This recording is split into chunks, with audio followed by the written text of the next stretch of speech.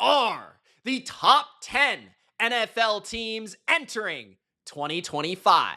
Welcome, football fans, to another BLV NFL reaction video. We have a special treat in this video. Not only do we have one of the NFL media's top hot take artists, but we have two.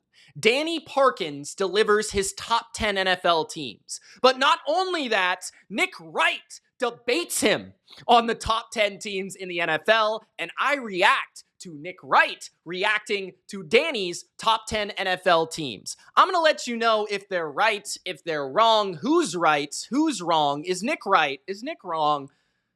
If that sounds good, spike the like button and let me know in the comments your opinion on Danny's top 10. If you want to see me react to Danny's top 10 quarterbacks, then let's get 100 likes on this video and I'll deliver that reaction, my thoughts on Danny's top 10 quarterbacks. Let's get to his top 10 teams first and let's see who he has on the list because I'm sure it'll be interesting.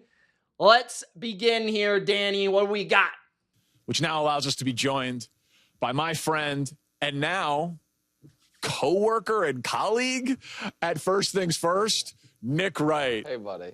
What's up, How's my it friend? going? It's going well. I really liked... Bro, why is Nick so blurry there? All right, hopefully... I really liked Okay, your good. top 10 teams. Thank you. I think it's really cool that you were able to just run back the exact 10 teams you loved last year and just add the Washington to it. Oh, a shot! That's No. all your teams. Yes, every single one. You're doing the same thing everyone's doing. No. You know who's going to be good? The teams that I thought were going to be good last year. I will say, I do that sometimes. I definitely do that sometimes. I have my favorites. Everyone has their favorites. Everyone chooses to believe in the teams that they thought would be good last year. Sometimes it goes the opposite way. Sometimes you maybe overestimate like the lack of performance from the previous season and you lean too much into the disappointment. That happens to me as well, right? So sometimes it goes both ways, okay? And sometimes it even goes the opposite way where I was wrong about a team, let's say like Washington, who I was very wrong about. I'm outright honest. And maybe you're trying to overcompensate your expectations this year. And it's hard not to because you're like, I don't want to look like an idiot again. You know what I'm saying? So it goes both ways. But those are the top 10 teams: Chargers, Commanders, Niners, Bengals, Rams, Ravens, Bills, Lions, Chiefs, Eagles. Let's talk about it and let's see where they go with this discussion, guys. Let me know first right now, which is the most surprising team on the list that you think is there? Your same list as a year ago. At this time of year, plus Washington, 100%. I did not have the Eagles at 1. Yeah, I don't know who did. I mean, the Eagles by like week 10? Okay. I did not have the Eagles winning the division last year. I was very wrong about Dallas. I did. So the number 1 team, you know, I'm going to honor the Super Bowl. I do have a lot of respect for the Bengals and the Niners to bounce back. You can admit That's fair. I mean, it's Kyle Shanahan and it's Joe Burrow. it. It's a perfect list. Okay, so let's talk about the two teams, because I do find it interesting. The two teams that weren't good last year that you think are going to be good this year. Okay. And I assume that's Niners and Bengals. Because I have different teams that, and your total abandonment in faith of the Bears is a topic for another day. He's from Chicago, I believe. Why will this season be different for the Bengals than last year? Let's see what he has to say, and I'll add on top of it because I'm also a Bengal believer. So I'm siding with Danny here over Nick, I believe. That's one reason. New defensive coordinator? Okay. I don't know that it's an upgrade. I mean, I guess that's the hope. I feel like the Bengals, I don't know how their offense can't be better than it was. That's right. And so maybe it stays equal. I mean, you are more in the mainstream than I am on the Bengals this year because most people seem to think they're a real threat. Last year was an aberration. They'll get back to being a contender-ish. But I don't see why I would believe that. I think the defense is maybe going to be worse than last year, having with Trey Hendrickson not there right That's now. impossible, I don't know that they okay. had an upgrade at D coordinator. That's impossible. Ultra just sent me a clip today of the Browns game that the Bengals won last year, and it's a play where the Browns throw the ball directly to the Bengals and the ball pops up in the air and like 8 different Bengals players can't catch the ball. It's literally impossible for them to not be more comedic, dramatic, or worse on defense than last year. So I'm going to cut them off here and I'm going to give you my take on the Bengals right now. So first of all, he's right in terms of like their offense can't really be better than last year. Statistically, it could. Right? They were like a top 5 offense in the NFL last year. By some metrics, they weren't. So they actually could be better, potentially, statistically, because they could be more consistent from the front of the season to the back of the season. They still started a bit slow last year, as they typically always do. But there's reason to believe that they don't, because Joe Burrow is actually healthy. Jamar Chase and T. Higgins are paid and healthy. Chase Brown, we know he's the starter now. We know how they're going to use Mike Gesicki. We know Mims is the starting right tackle and not Trent Brown, who goes down right away, and he doesn't have to be a rookie starting in the NFL out of nowhere. So the offense could be better right away. Burton could be more involved in the offense, right? Like Yossi Vosh is more developed as a player. There's actually belief that the Bengals could be a better offense, in my opinion, because I think Burrow is now at his peak. I think Burrow is in his prime. I think Burrow, from what we saw last year, about like the last 8 weeks of the year until now, that's his prime. This is his peak. So I think actually from front to back, we're going to see a Bengals offense that dominates, not just the last 12 games. So I'd say that first of all. Second of all, I think that the defense actually is going to be better. Now, part of that might be the scheme, and it might be the simplicity or the change in the scheme, but I think a lot of it is personnel. First of all, I do think Logan Wilson getting injured was a significant loss for them. Logan Wilson is a top 20 linebacker in football. He's excellent in pass coverage. He's the heart and soul of the middle of the defense for them. I do think that Jermaine Pratt fell off the face of the planet last year, and I do feel like Oren Burks and or the rookie could step up and play better opposite Logan Wilson. So that's the middle of the defense. I think that the simplicity of the coverages might actually help guys like Geno Stone, their safety position, battle, Dax Hill play nickel, whatever it may be. Dax Hill, by the way, moving to a different position could also be helpful. I believe that DJ Turner going down was catastrophic for them last year. DJ Turner is the most underrated corner in football entering 2025. Do a study on DJ Turner, okay? DJ Turner is going to be a stud this year. I promise you that. So I think the Bengals are going to be... I also think Cam Taylor-Britt can't play worse than he played last year. Like, it's honestly impossible. And I think the D-line, as I've already discussed in my D-line rankings, they were number 20 to a lot of people's surprise. I got a lot of comments about that. I think they're very underrated. I think TJ Slayton leading the NFL in run-stop win rate is a real thing. When you put him beside BJ Hill, I think it's going to be tough to run on the Bengals, which is going to help Trey Hendrickson get to the quarterback. Okay? I like Joseph Osai as a sub-package rusher. I think Myles Murphy, under new tutelage and coaching, could take a step forward as a former first-round pick. I don't believe that's crazy to say. I think that possibly Shamar Stewart, who was a first-round defensive end, could at least be very good against the run and give them an element they didn't have last year, because Sam Hubbard was terrible last year. There's a reason he retired. He was done. He was finished. He was no good. So I think their defensive line, Cam Sample returns as well, Chris Jenkins year 2, McKinley year 2. They added Taven Bryan. They're deeper on the defensive line. They're deeper, in my opinion, with their, I think just overall, their pass rush. Like, I just think they're going to be better on defense. Like, I honestly do. I think the scheme will help. I think the personnel is better. I think they're being slept on. I think they're going to be better than a bottom 3, bottom 4 defense in football. I think they'll be probably still near the 20-ish, 22, but I think that's significantly better than what they were last year.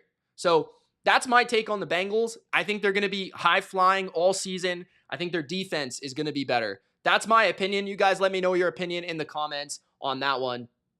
Let's see what they have to say about, I assume, the Niners next.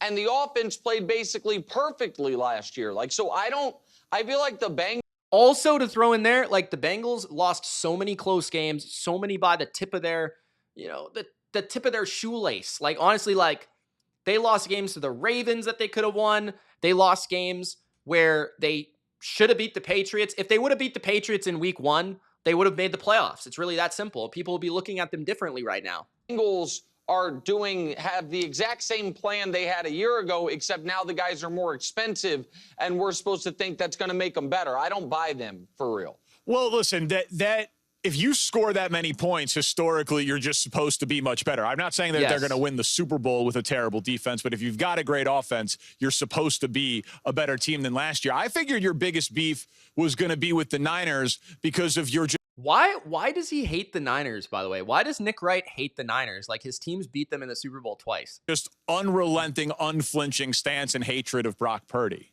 Oh, Brock Purdy. Well, it's not hatred, but there are certain things, it's so interesting and I asked this question this morning on What's Right, the podcast, which is, at what point does someone's public perception shift from being a hater to being correctly skeptical?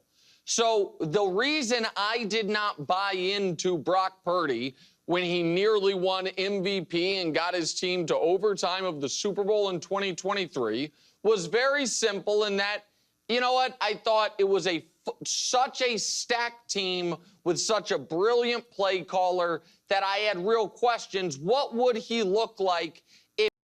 That's a fair take. It's fair to have questions. It's also fair to give him some credit. If some of those pieces chipped away. And then, by the grace of the sports gods, we got to see exactly what he would look like if he didn't have all those weapons. And the team finished, in last place in their division, second to last in their division, won 6-7 games. And yes, but if you actually watched Brock Purdy last year, Brock Purdy played pretty well last year. He played pretty well. He had a couple bad games, but he played pretty well last year. And in fact, I think there were many moments where Brock Purdy was carrying the 49ers, especially, in the middle of the year. I felt like there was some moments where the biggest problem with this team has been the defense. 100%.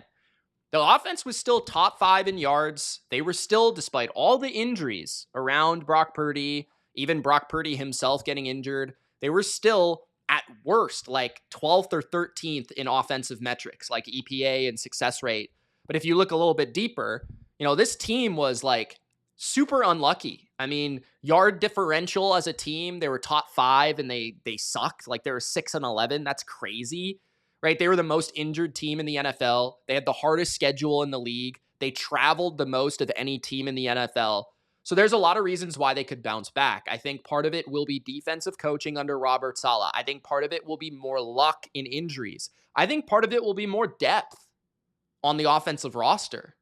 I think part of it will be just the fact that, they're very talented and they're very well coached. I think that the 49ers, I understand what he's trying to say because the record of the team wasn't the same, that Brock Purdy proved that he wasn't good. But I think there's also enough film out there to prove that he actually was pretty good. If you watch certain games, he had a couple bad games. Patrick Mahomes had a lot of bad games too last year. And now everyone's just wants to pretend that didn't happen. And you are more optimistic about the Niners this year than I am. You're right about that because I thought one of the reasons people, and credit you for not being one of them, it seems, are buying into the Broncos so much is because of 2 Niners defenders that they took. The Niners defense lost massive personnel at each and every level. The personnel they lost are bigger names than contributors.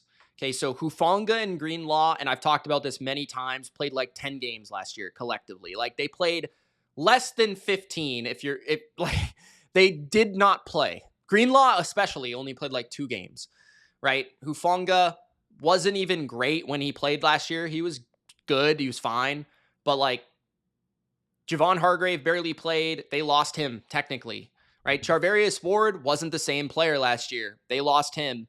They let go of Malik Collins because he wasn't good enough. They let go of Leonard Floyd because he wasn't giving them what they wanted. This was not a good defense last year. This was not a good defense last year. I'll say that again. This was not a good defense last year. I think they're going to be way better.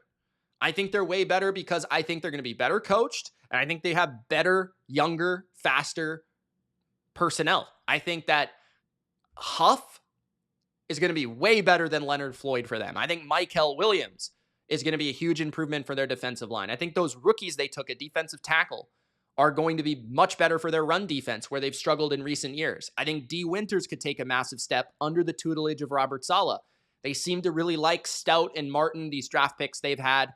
I think that Green will be a stud. I think Lenore, we already know, is a pretty damn good player at cornerback. I think Mustafa could be the next Hufanga. So I look at this and I'm like, I just think that the Niners are one of those teams, kind of like the Rams last year, sort of, where it's like, I think they have more studs than the Rams did last year, but I feel like they have this infusion of youth. And I feel like they're going to be so much better off for it, because this was the oldest roster in football. And you could tell last year they were dropping like flies. They were getting injured. They weren't playing with the same level of physicality or speed. I think Saleh brings that back. So I think the Niners, obviously they're going to be awesome on offense. There's never been a season where the Kyle Shanahan doesn't have an awesome offense, right? Christian McCaffrey looks fully healthy and back. George Kittle is out there. Jennings will be back. Ayuk eventually will be back. Pearsall could have a breakout season. They have so much skill talent. I don't know, man. I just feel like the Niners are honestly like a sleeping Super Bowl caliber team, because I think that they're going to improve in a lot of these areas in conjunction with having the easiest schedule in the NFL, which also helps. The wide receiver room right now is super banged up, and Pearsall's fine. Jennings is fine. He just needs to sign a contract. Ayuk will be back. So if you have McCaffrey, Pearsall, Jennings, you leave out Ayuk for a second. Demarcus Robinson is suspended. But there's also younger guys that are shining for them. This team has pretty good depth. I don't know. This is the team that leads the NFL in yards per play over the last 5 years on offense. So they are desperately relying on Christian McCaffrey, who's awesome, but a huge injury risk, and the oldest tackle in the league. And so a lot of folks' rationale for the Niners is they won't be as injured as they were last year. And my answer is, well, they're not as deep as they were last year. And I think they are deeper, actually. I think they're better. I do think they are one of the more injury. I just don't think they have the names. Risk, higher injury risk teams. So no, I'm not a Niners believer for the second consecutive year. With Kyle Shanahan, Christian McCaffrey, when they play together, not that Kyle Shanahan plays, but when McCaffrey plays for Kyle Shanahan, you know what I'm saying. Yeah. They win 75% of their games. They're 23-8. Crazy. When McCaffrey is out, they're 8-12, and he's worth about 4 points per game. It feels to me like that coach with that player is a cheat code, which is why I am going to still believe in them. But that's good stat. If we're going to just react to my lists, I know you want to. And I know we've done it on FTF. We've done it on your couch. Yeah. We've done it via text and group chat.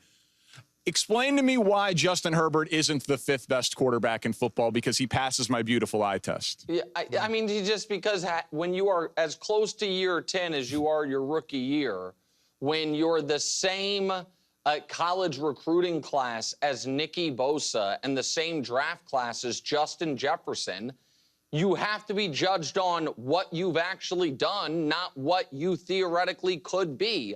And what you just... Hold on. What has he actually done? Had the most completions in the first 50 starts in NFL history? That's not bad. Justin Herbert, sycophants, and I think he's a good player.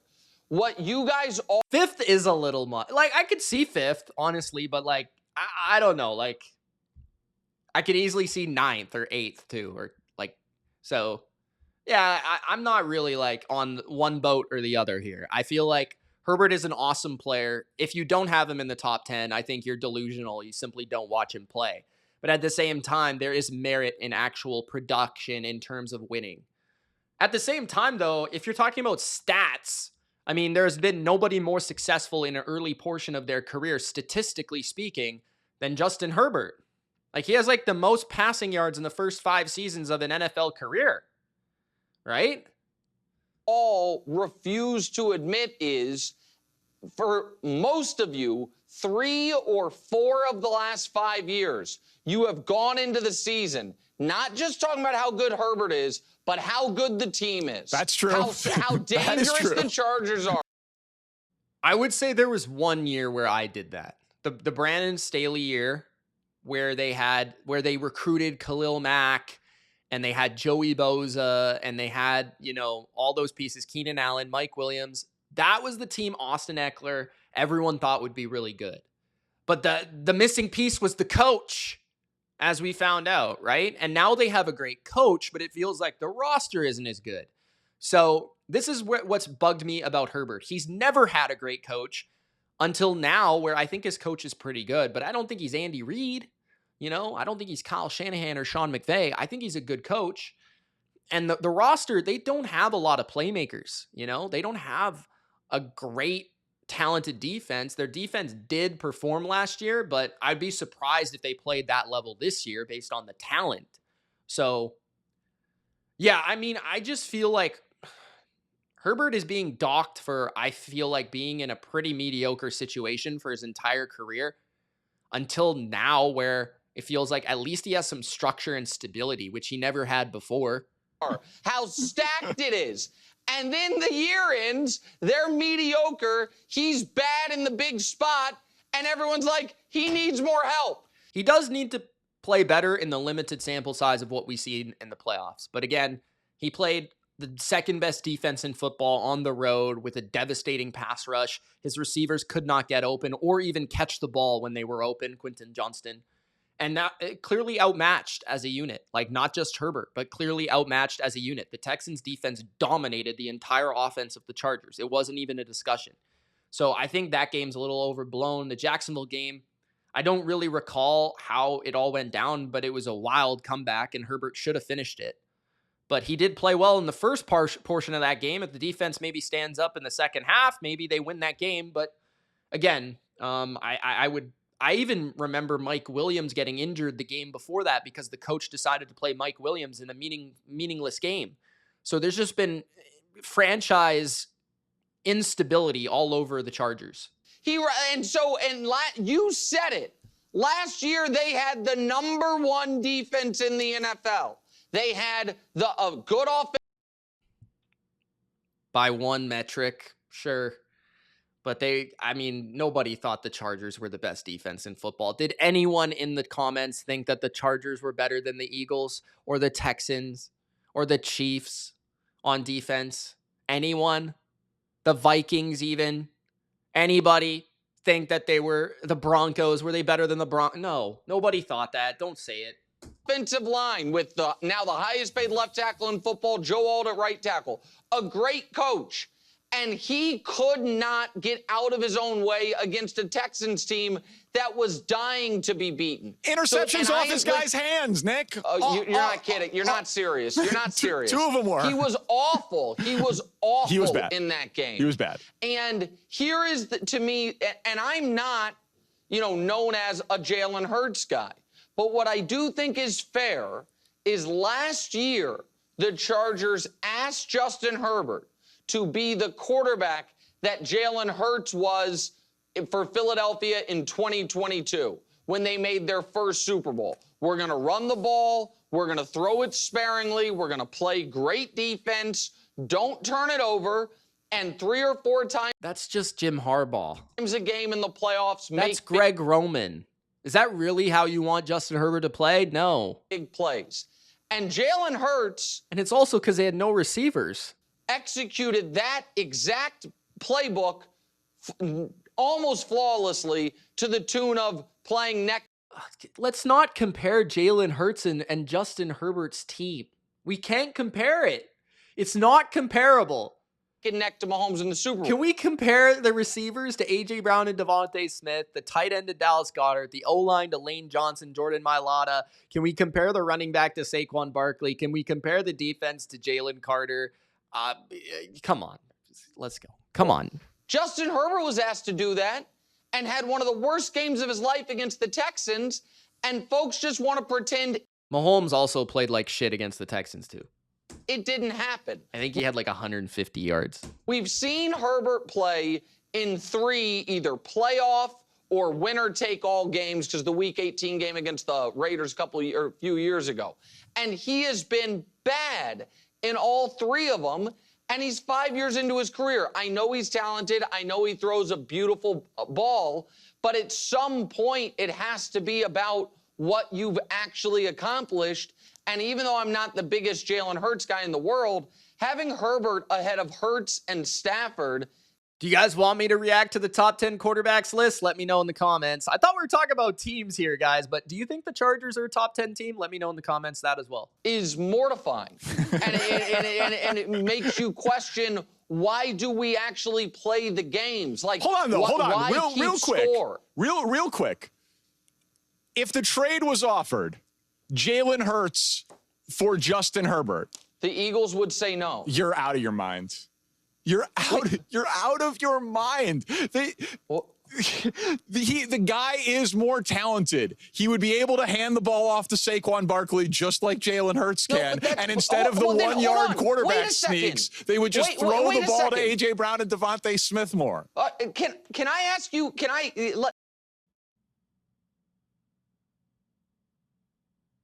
Okay. Interesting. So they're getting into a whole quarterback debate here. I wasn't planning on getting into the quarterback debate. What? They're going off about Herbert versus Hurts, though.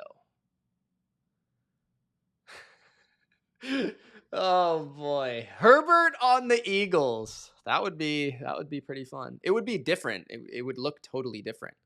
I mean, there wouldn't be the quarterback runs. It would be a totally different offense. They would probably be more prolific passing the ball. They would have to totally change their identity, but it would still work. It would just be different.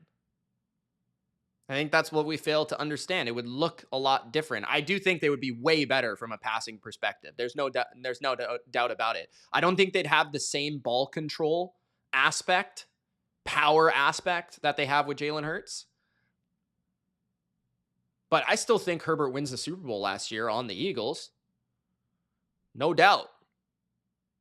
No doubt. Let's stay here then. Do you think, if we're going to play in this make-believe world, that last year, if Jalen Hurts was the Chargers quarterback, they would have beaten the Texans? Because I do. I don't.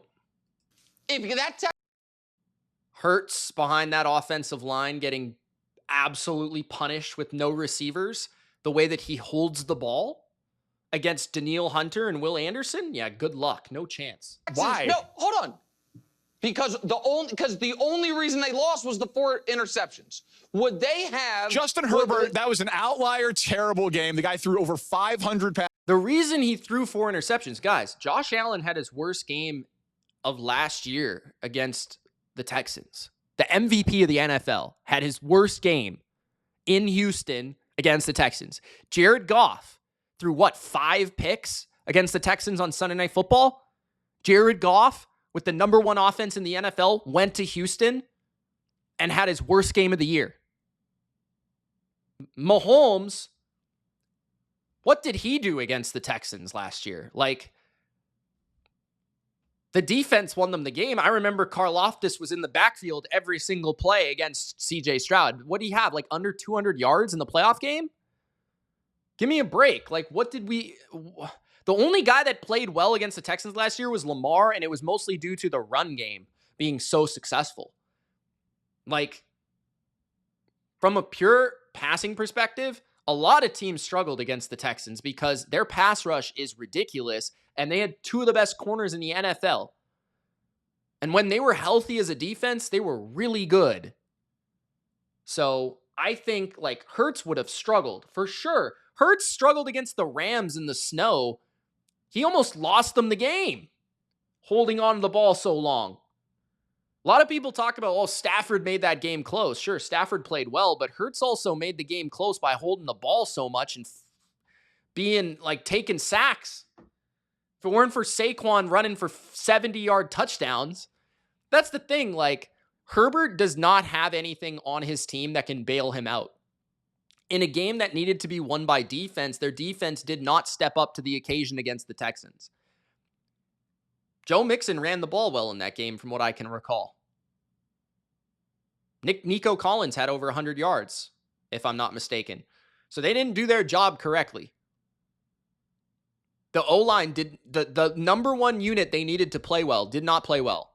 Go watch the game. Don't just look at the 4 interceptions on the box score, which a couple of them were not his fault. And I have been on record saying Herbert played bad in that game.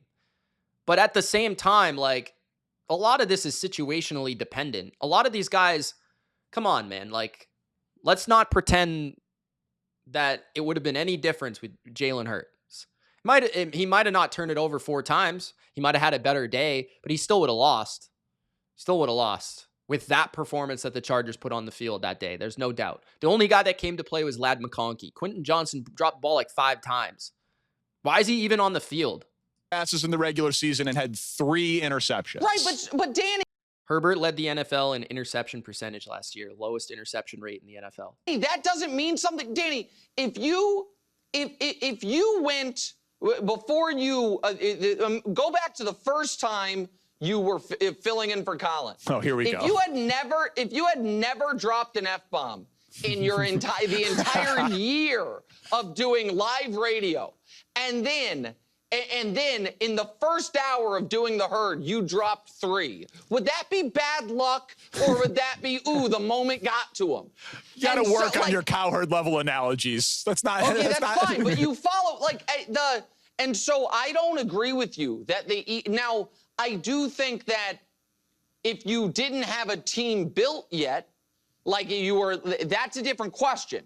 Would the Eagles trade Herbert for Hurts? Is a different question than I am starting a team from scratch. What player do I think is more malleable? Oh, wait a minute, though. Okay. That's how you rank quarterbacks, though, is it not? But if we're doing a top 10 list, yeah. If every player was available to be drafted. That's a terrible point by Nick. He just totally ruined his argument. Yeah. 32 general. I do agree, though. The Eagles might not trade Hurts for Herbert just because of how much success they've had with Hurts. I think even from like a public perception standpoint, that would be terrible for them to do. I think they might reject that trade, but I think in their minds and their hearts, they might believe that Herbert is better, but it wouldn't be worth it. It wouldn't be like trading Carson Palmer for Tom Brady. You know what I mean? Like, it wouldn't be like, oh yeah, obviously, you know, general managers, I wouldn't take Herbert 5th, but you certainly wouldn't take him 5th. You would take him before Jalen Hurts. Maybe. Then he's better. But that's he's better. That's a terrible argument. Nick just pinned himself into a corner. Okay, so he, at some point, again, the accomplishment must matter. That's first of all. Okay. And second of all, you can't, by that metric, Danny, though, who would you take ahead? I don't know if anybody would take him, if we're talking about for long term, would take him ahead of Jaden Daniels. And if we're talking about for short term, would take him ahead of Matt Stafford. So, like, you just love him. You'll never quit him. You've always loved him. And the audience needs to know, like, for some reason, you're a Justin Herbert guy. It's a weird thing, but it's fine. All right. Speaking of a guy who is one of your guys, but I feel like he should be everybody's guy. Professional athlete works out in off season. I didn't know was worthy of a cover story. Like, why? I think this is NBA now. So, yeah, guys. That's my take. I didn't know this was going to get into a quarterback thing. So if you guys do want me to react to his top 10 quarterback list, I can make a separate video on that. Let's just go back to his team's list so I can kind of fully react to that, because I felt like we didn't really react to it.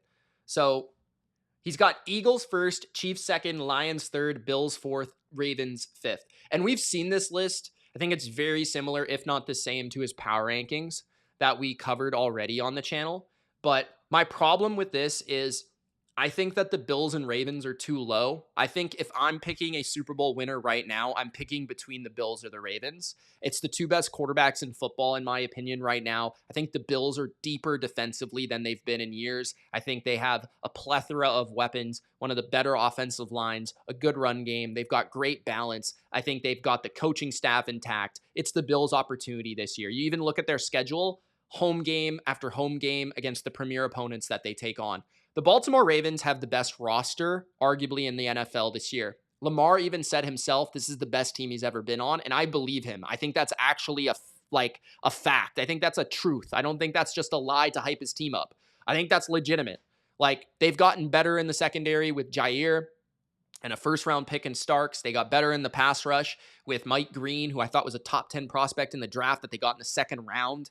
I think that their weapons are improved with D-Hop. We'll see if Likely's okay, but I mean, they've got the weapons to throw to: Bateman, Flowers, Likely, Andrews. They've got the running game, best in football, with Lamar and Henry's a cheat code, right? The O-line's solid enough. They've got the coaching with Todd Monken and Harbaugh in the big moment, and or in his second season. So I think the Ravens, to me, would be my number one team entering 2025. I think they look like the best roster. They have arguably the best quarterback. They have everything in front of them. They could have a top 5 offense, a top 5 defense when it's all said and done this year. The Bills could have easily a top 5 offense and a top 5 defense as well. So I'd have those two teams at the top of my list. I think I'd have the Eagles at number 2 or 3. I think they're clearly the favorite in the NFC, but I do think they should take a slight step back just because, you know, they won the Super Bowl. The target's on their backs. They have a more difficult schedule. Last year, they faced the second easiest schedule in the NFC, other than the Commanders. And this year, you know, they lost a big piece on the offensive line, literally, in Becton. And I do think the concern about the Eagles to some degree is, what if Saquon, what if A.J. Brown get hurt this year after, you know, a big, like, how many carries, how many catches, how many touches did Saquon have last year? That totally changes the team. I do think they're going to have to pass more this year. I think Hurts is going to have a larger offense to shoulder, and we'll see how great he is this year. Kellen Moore no longer there, so it's a new OC that they're going to have to adjust to. The last time they lost their OC, it wasn't so pretty. Defensively, I think they're still very good, but I don't think they're as good. Losing Milton Williams, losing potentially Nakobe Dean for a minute, potentially, not even potentially, losing Josh Sweat, losing Darius Slay in the secondary, losing CJ Gardner-Johnson, who led the team in interceptions, I believe, at safety. So I think they're still incredible. They're still arguably the best roster. They're still the favorite in the NFC. But I would say that just based on like how the NFL is, they'll probably not be as good as last year. They probably won't have the best defense, even if Fangio's awesome, and even if they have Jalen Carter, and even if they have Quinyon Mitchell. They probably won't, right? So they're going to have to do more in the passing game, things like that. The Chiefs would probably be like my 4 on this list. I think the thing about the Chiefs that I'm looking forward to, I think the offense will be better. I think it'll be improved. I think it'll be more explosive. I'm looking forward to see Josh Simmons at left tackle potentially. They could have something at running back with Brashard Smith, rookie. We'll see. But I think the weapons, Worthy and Rice together after the suspension, with Kelsey, with Hollywood, who also got injured in camp. Hopefully he's okay. Defensively, I think they'll be very rock solid. I'm not sure they'll be spectacular or great the way they've been, but I still think they'll be solid to good. The only question would be, does Chris Jones maybe take a step back? He's getting a little older, but I feel like, and their D-line isn't super deep, but I think that they're still very, very good. And they've got the best coaching there is. Okay. Then after that, it gets debatable. I think the Lions and the Rams are in that discussion. I think the Niners are in that next layer of discussion. I actually think I have the Niners ahead of the Rams right now with the whole Matthew Stafford stuff and the left tackle situation. Then I'm not sure I'd have the Bengals that high. I think they're missing the Texans on this list. I think the Bucks should probably be on this list ahead of a team like the Commanders. I think the Chargers, the Broncos, those teams are flirting with 10. The Vikings, those teams could all be around that area. Who else is missing? The Broncos maybe are in the top 15. But I would have the Texans. If you believe in the Vikings, I could understand the Vikings being in that group. I feel like the Commanders will still be in the wild card range, but I don't believe in their upside because I'm down on their defense, and I just think they were very fortunate last year in a lot of close games. The Bengals, I really want to believe that they're the top 7, but I don't know if I can believe that degree. I think top 10 is fair, but 7 is a little pushing it. That's probably the max for me. I definitely have the Niners ahead of them. I feel like the Texans might be ahead of them too. Who else are we missing? I mean, it's a solid list. It's a top 10 list that, you disagree. I disagree with strongly in the top 5, which is very, very hard to do because usually the top 5 is pretty obvious. So that's where I disagree. But yeah, let me know about the quarterback list, guys. Let me know about that top 10 teams list. Who's too high? Who's too low? What do you guys think of the list? Yeah, I think the Bucks and the Texans would be the teams that I'd think about being in that list. And maybe removing the Commanders and the Chargers out of that top 10. But yeah, guys, thanks for watching. It's Mitch. This was a good one. Some good reactions here, some good discussions, and hopefully you enjoyed. We'll see you in the next BLV reaction. Peace.